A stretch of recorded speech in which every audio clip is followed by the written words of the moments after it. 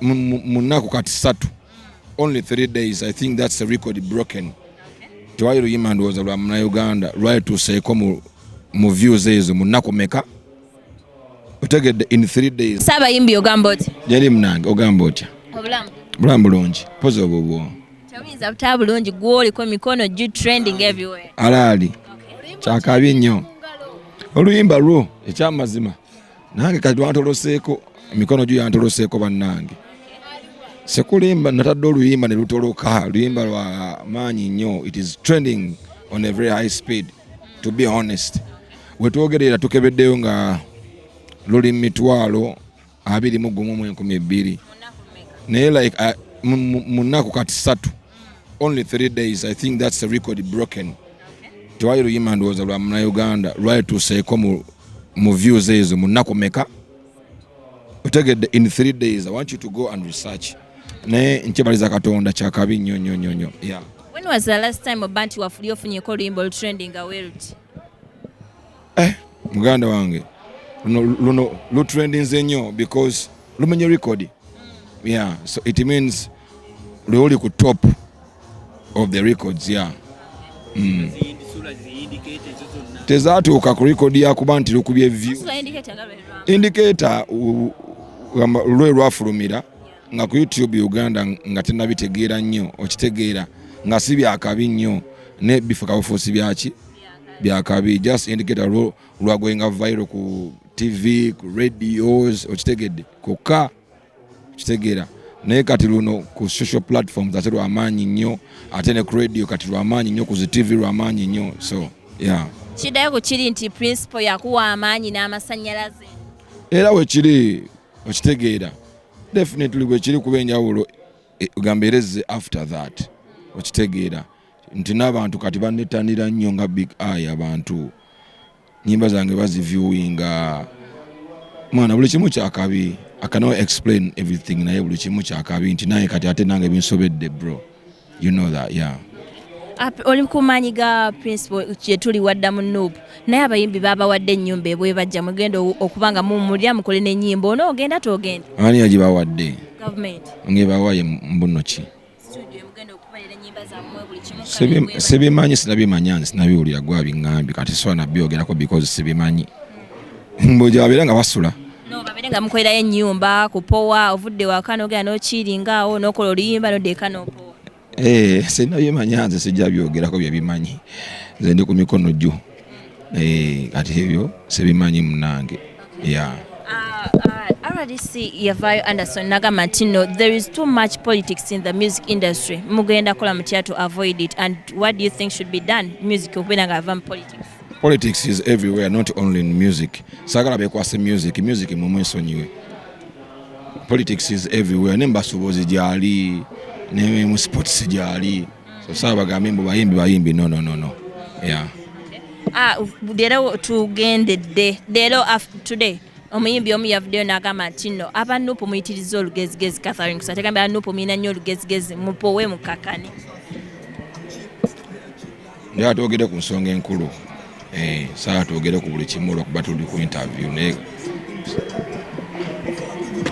twogere ku birala kati mbunoti tugenda gituuma about the return of Big Eye tegenda Berit.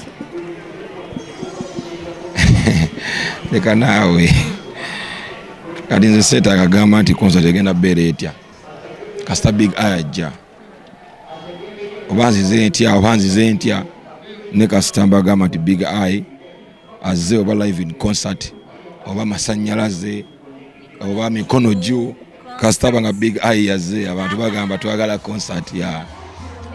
We didn't see you performing mu festive season. Tutulaba twakola performing wonna mu festive season. Ki demu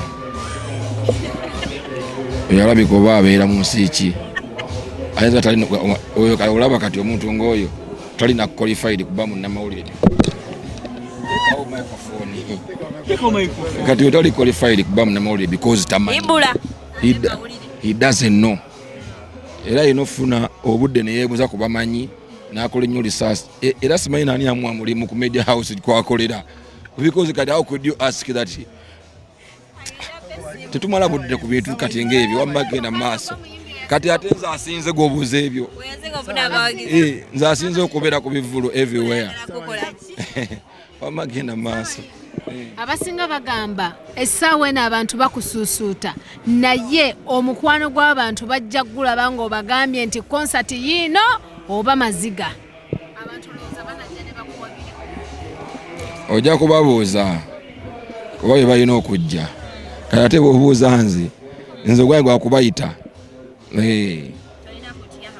abawagizi bange nze kyo bagyensaba era ojja kubalaba nga bangi nnyo era nga wekyali kibaddeko before kati ate kino kyanjawulo nnyo kijja kuba kyanjawulo nnyo kuba ate kati omukwano guli squared guli double laavu yawagiza eri double libala ku big eye kiba kirala nga tumaliza principal muweeyo obubaka twogere alimu Oscar Awards bubaka ki bw'omuwa because yakuzza ku map musabira president musabira abeere bulungi buli kyakola kitambule bulungi buli kyakola kibeere kirungi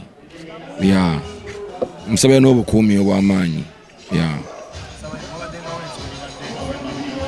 sekomye obukomi nga abawandiisi b'ennyimba bagamba nti mu abayimbi be bawandikira ennyimba ate temubalabawo nnyo kiri awo oba oli abamu mwagala bayita wa ghost kwegala temwagala bajjayo bantu bategera nti abakuwandikira olimba ngolo olulungi gwe olowooza enkolagana y'omuyimbi n'omuwandiisi yandibadde etya yandibadde nnungi mu nsi muno buli omu yeetaaga munne si nabawandiisi bokka si baproducer bokka si bapromota bokka si bannamawulire bokka bannamawulire tubeetaaga namwe mutwetaaga omuyimbi yeetaaga producer naye amwetaaga promota amwetaaga so buli omu yeetaaga munne kyenyinza okugamba producer wa Mikono jju enkolagana woviira mu Uganda oti ndigo gende TZ onoonyeeyo Laser Ayoliza amanyi abadde bamanyi Mikono jju ya producing wa Ayoliza nal producing la Tanzania in fact nal producing de Tanzania ne producer Ayoliza munonyereze kama mutegeere nyimba zakubize muulira hits nyingi mu Africa ezakabi bakitegeera so obadde mbooziza nti nze nga Big Eye definitely music ndi muyimbi wansi yonna si wa Uganda yokka okitegeera nti I'm not looking at only Uganda si competing ku Uganda kokka competing n'ensi yonna oba muyimbi ki oba Drake oba Chris Brown oba bonna competing nabo okitegeera so kyovola abantu bwe ngenda n'enkolera oluyimba e Tanzania still mba ndukoledde gye nina okulukolera otegedde nsobola okusawango nti kati kankwatire video mu America nkwatire video anywhere because I'm competing on the world market okitegeera era kyovola abantu ne Mikono jju is world class music Mikono jju tulabanga ozze mu Luswayiri Abaganda oyagala tuwerabira maze okugamba nti siyimbira Uganda yokka olimba olimu Oluswayiri Oluzungu n'Oluganda nagenze mbawaako bonna nsobola okubanga communicating n'ensi yonna era kyovola abantu kati bw'otunuulira Mikono jju olimba nga luzannyibwa kati ne mu nsi ez'enjawulo ezitali Uganda era abaliviewinga ne ku YouTube mulimu n'ab'ensi ki because it's a big song